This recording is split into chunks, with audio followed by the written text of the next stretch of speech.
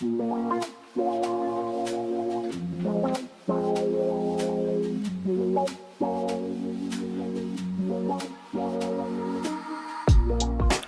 guys, welcome back to my channel. Happy 2022. I am back. It's so good to be back with you guys. We have so much to catch up on. If you know me and you were with me before last year, then you know that 2021 was a doozy for my family. So we've got a lot to catch up on, and I'm going to jump right into it. Butterflies in my stomach, butterflies in my chest, heartbeat like a bird that's humming. So I'm going to be doing some cleaning in this video and also taking down Christmas, and I'm not going to be really talking very much about that. It's going to be pretty self-explanatory. I'm going to be cleaning up and taking Christmas down, but I'm going to do more just talking and catching you guys up. I went back and forth about how to come back to YouTube. I didn't think it would be that hard to come back, but it was, because I couldn't decide whether I was going to just sit down in front of the camera and talk to you guys and let you know where I've been and what we've been up to, or if I was going to do a cleaning video, which is what I do best, and just let you know over voiceover what's been going on. So obviously I chose this way because that's what I'm more comfortable with. I'm really not that comfortable in front of the camera. I'm actually kind of shy. So fun fact about me, I'm actually shy. I'm not an extrovert, I'm an introvert. So sitting in front of the camera wasn't really an option. So I decided to go ahead and just film a cleaning video for you guys and do the voiceover to catch you up on our life. So where do I begin? I might as well start at the beginning because that's the way 21 started, just right out of the gate. We were done with 2020 finally. We were happy that nightmare was over, and then a new nightmare began. We went to my mom's right after New Year's. We went to my mom's, and that was in Louisiana. It was our first time traveling since COVID, but we thought, it would be fine. I had all the plans in the world. I was gonna take the girls down to my mom's, give myself a break because the girls had been out of school all year long, and I was exhausted. And it's so funny now that I say I was exhausted when I was 1 year in, because I'm now 2 years in, and my oldest daughter just went back to school last week. So after 2 years in, I can't even imagine. Like, I'm 10 times more exhausted than I was then. But anyway, getting back to it, I was exhausted and I just needed a break. So we were just going to take the kids to my mom's in Louisiana and let them stay there for a couple of weeks, and I would get a chance to catch my breath and just regroup and be ready to go get my kids. Well, we got home, and on the 4th my mom called me and said that she can't taste, she can't smell. And I'm like, okay, we just left her house, and I just left my girls there. So I was like, okay, still hoping, knowing that it's COVID, but hoping it's not. So she went and got tested, and I, got really upset, started crying and all this stuff, and not thinking about us, just thinking about, oh my God, my mom's sick now. So then I go and tell my husband, and he's like, oh, it's okay. We'll be fine. She'll be fine. And later that day, that same exact day, he started feeling bad. And I'm like, surely not. I'm like, that's got to be in your head. There's no way you feel bad that fast. Well, he started feeling bad, so we went and got a rapid test that evening, and it came back positive for him. I am a pharmacist. I'm a healthcare worker. So at that time, I had already been vaccinated. I was, I was a few days away from getting my second shot. So I hadn't been fully vaccinated, but I had been somewhat vaccinated, and I didn't get sick. But all of my kids did, and my husband did, but I'm getting a little bit ahead of myself, so I'm gonna take a break really quick. Time to catch a flight, but you can make me go. Unlocking all the memories of my new home. Ventilated echoes playing to and fro, back and forth, yeah. Caught some kids dancing in the alleyway. Crazy how the melodies began to play, yeah. Tell me how you feel when you hear the lyrics. Okay, so backing up a little bit. The last thing I said was that the kids all got sick. We all got sick. Well, I didn't get sick, but everybody in the house but me was sick. The kids, though, it was just the sniffles. Okay, so backing up a little bit, after we found out my husband tested positive, my mom was sick. She was not just positive; she was actually sick. I mean, she wasn't sick as my husband, obviously, but she was sick. So I decided I'd go get the kids. So I had my stepdad meet me halfway, which is halfway is Memphis. So he met me in Memphis. And so for me, that was like a 4.5 hour drive each way. So I drove about 9 hours that day, on January 6th to go get the kids. So we came back home. I had quarantined my husband down in the basement, put him in a room, and we kind of talked back and forth on the Amazon Alexa, and kind of like did like an intercom type thing and cell phone, just for him to tell me what he needed. And I took him everything he needed, and I went down there and took care of him when I could, and taking care of the kids and taking care of my sick husband, who was just down there isolated by himself, because at this time we didn't know that the kids were sick yet. That's why I said I was getting a little bit ahead of myself, because at this time when he was downstairs quarantined, we didn't know that anybody else was positive. So we were just trying to kind of minimize the spread, which is really, it's almost impossible to minimize the spread within your own house, but we were just going to try it anyway. So fast forwarding a little bit, my husband just got sicker and sicker and sicker. His fever was out of control. We were staying on like the intercom thing all night long. I was sleeping in our room, he was sleeping in his room, and I was scared to turn it off because I didn't know how he was doing through the night. So, and he was scared because he was alone. So we just kept it on all night, and I just kind of woke up and checked on him, and checked on him in the morning, and his fever was so high. It was really unbreakable. I would give him ibuprofen and then rotate that with Tylenol and like do it around the clock, and we were still at 104 and 105. It was crazy. But I kept saying, well, honey, can you breathe? Can you breathe? Are you having trouble breathing? And he kept saying, no, I can breathe. I'm just, he was very, very weak, very, very sick. And I was trying to stay away from him, but I really couldn't. I would have to just break down and at least give him a hug, because he just looked so pitiful. So he went to the doctor, and the doctor told him, your lungs are clear as a bell. This was like either Friday or Saturday that week. Your lungs are clear as a bell. And so we were hopeful. We were like, okay, well, that means pretty soon you're going to turn a corner. You're going to be fine. But that's not what happened. So I'm going to take another break here, and then I'll come back and finish the story.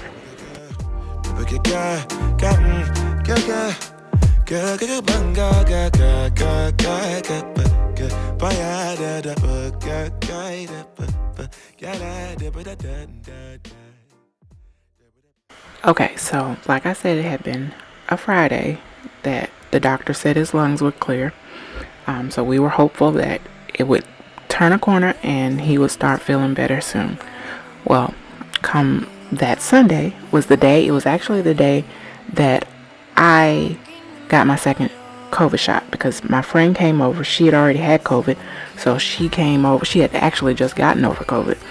She came over to watch the kids while I went to get, no, actually she met me in the parking garage of the hospital to watch my kids in the car while I went inside to get my shot. And so then later on that day, that same friend came to my house to watch my kids while I rushed my husband to the emergency room, because he attempted to come up the basement stairs, and this is the first time we realized that he couldn't breathe, because he came up the stairs and he was just extraordinarily out of breath. I mean, he could not breathe at all. So I grabbed the oximeter thing, the pulse oximeter, and I put it on his finger. And thank God for a blogger that I follow, we're actually now friends, but at the time she was a blogger that I just followed really closely on Instagram, and she had said to get a pulse oximeter from Amazon. $13 purchase, probably saved my husband's life, because when she had said that early in the year, I grabbed one and just had it in the house. So I grabbed that thing and I took checked my husband's oxygen, and it was down in the 60s. And I was like, surely this cannot be right. this can't be right. So I put it on my finger and it was like 99.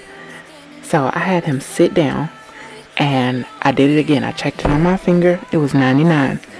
I checked it on his finger and it had come up to like barely 80. So I was like, okay, now I know we have to go. So we got in the car and we went right away. I had my friend come over, watch the girls, and we went straight to the emergency room. And that's just kind of where it all went downhill from there, because we got there, they wouldn't let me come in, so I just had to sit in the car. They put him on, just a regular nasal cannula, and his oxygen would come up to like 96. And I'm thinking, okay, that's good, and they were saying, well, 96 is, it's kind of worrisome that we can only get you up to 96 on oxygen. So I'm going to shorten this story just a little bit. So we he ended up getting admitted that night, obviously.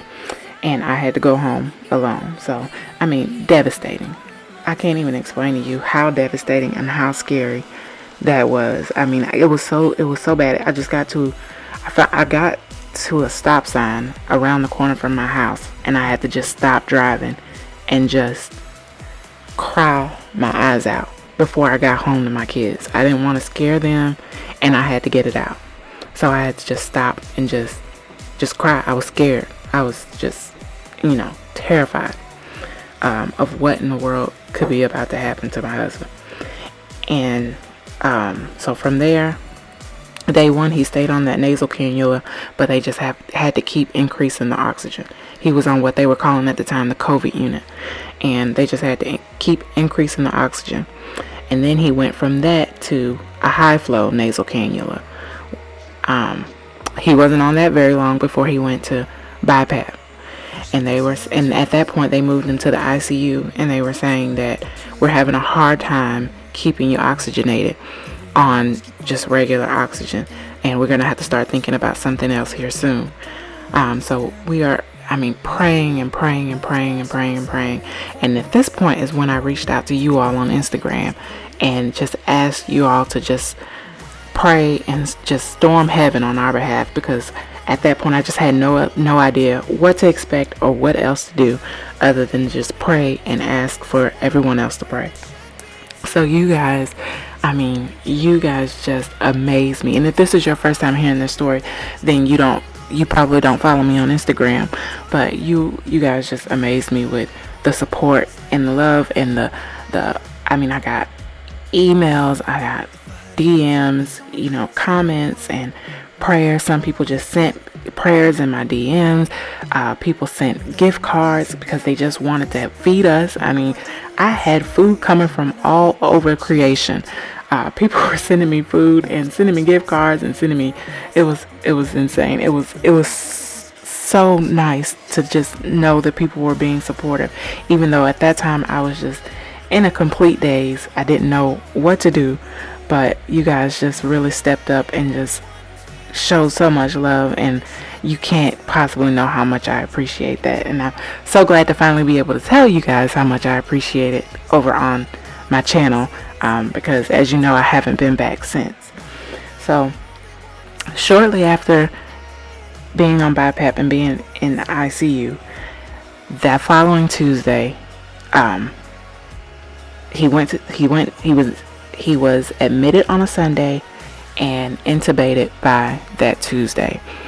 And the last thing I said to him, he was in a room full of doctors. We were on FaceTime.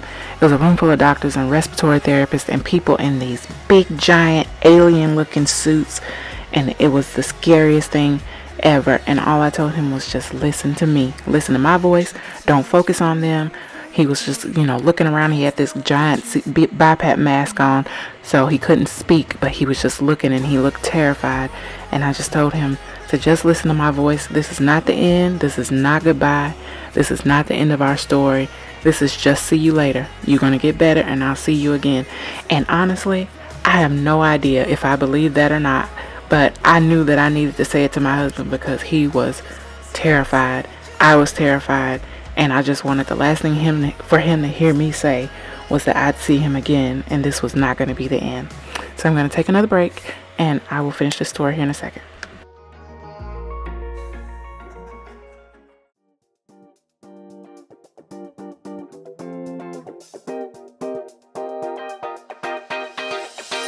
Always on tonight. Throw that thing from left, right, side to side. Yeah. All my friends are here. Play my favorite song right on top. Yeah. And we never stop. Music bumping, we just keep on rolling. Yeah.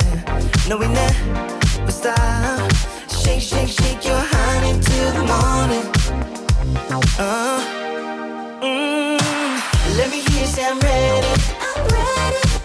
Come on, now slide, slide, slide to the bar. Shine, shine, shine like a star.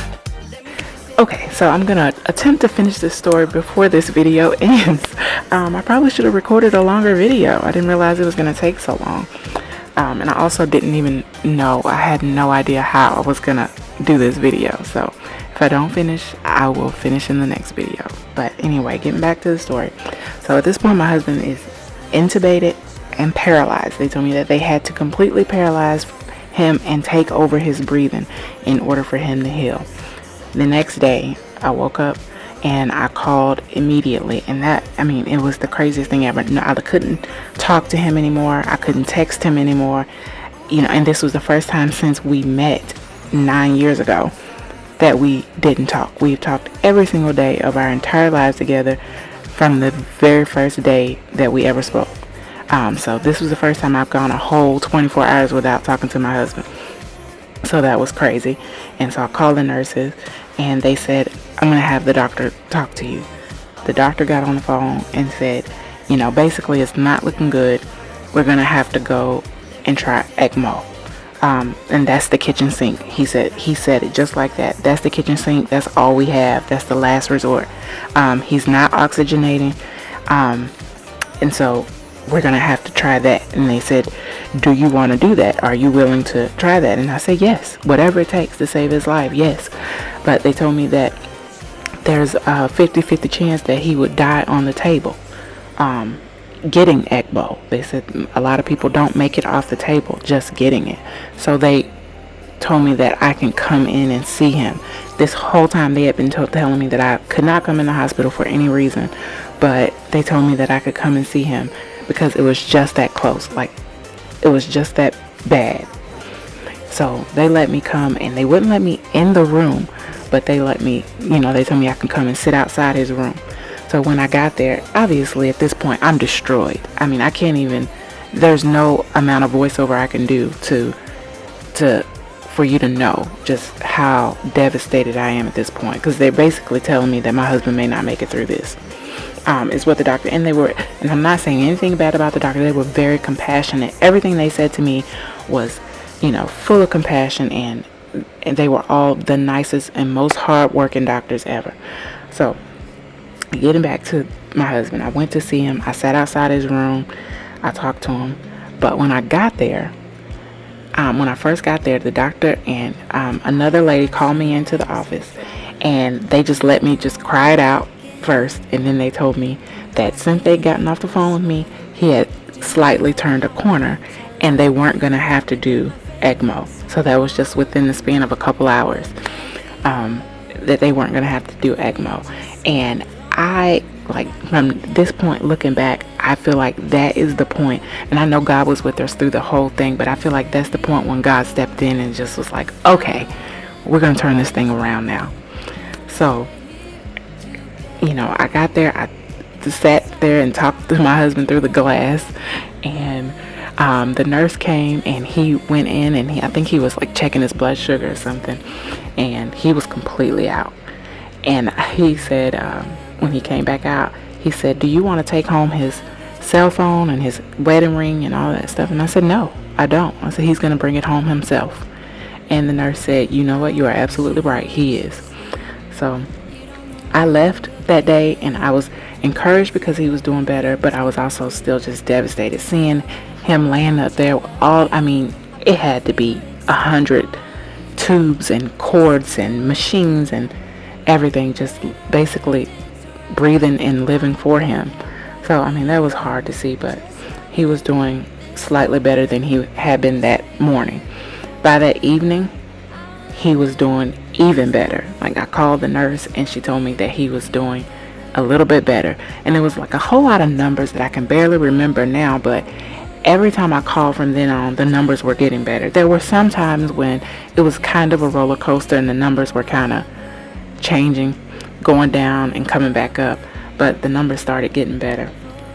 And by the time we got to day 10, I think, on the ventilator, it was the 20th, because I remember that because it was inauguration day, that his nurse called me and told me that unless something crazy happened, he was going to pull through this.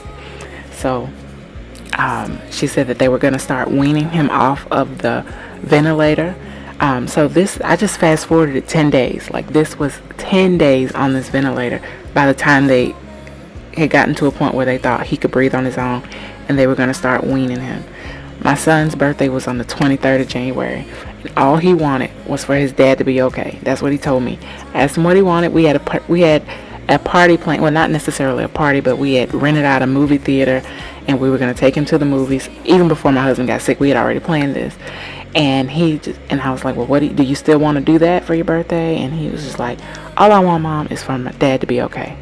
And believe it or not, on the 23rd, on my baby's birthday, his dad came off of the ventilator and called me on the phone. The nurse called because he couldn't do anything really but talk. The nurse called, and the first thing he said to me was, "Hey, babe." And I literally just melted. It was like the first time he just swept me off my feet with just that two little words. And he also was able to say happy birthday to his son. And it was still a long road from there, with physical therapy and, not being able to walk, not being able to do a whole lot in the beginning. But he was alive and he could breathe. He was off of the ventilator. And at that point, that was really all I could ask for. I was ecstatic. So, this story continues a little bit after this, after all of this, after he woke up. It was still a recovery, and I'll probably get into that a little bit more in another video, and also catch you up on what we've actually been doing for the last year and how I've been coping and what I've been doing since I've been away from YouTube. But as you can see, this video is pretty well over, so I'm gonna end it here and I will finish catching you up in my next video. I appreciate you guys being here, listening to this whole story. I'm sorry I had to rush it a little bit, and I hope you enjoyed this story time type style of video. If you did, let me know in the comments and I will keep telling the story. I'll continue with his recovery and everything afterwards. But I hope you guys enjoyed this video. And again, I just want to thank you all for all the support. I want to thank you for still being here. If you're still here after a year and you're still with me, I just want to let you know how much I appreciate it. And it will not be a year from now when I see you guys in the next one. Bye, guys.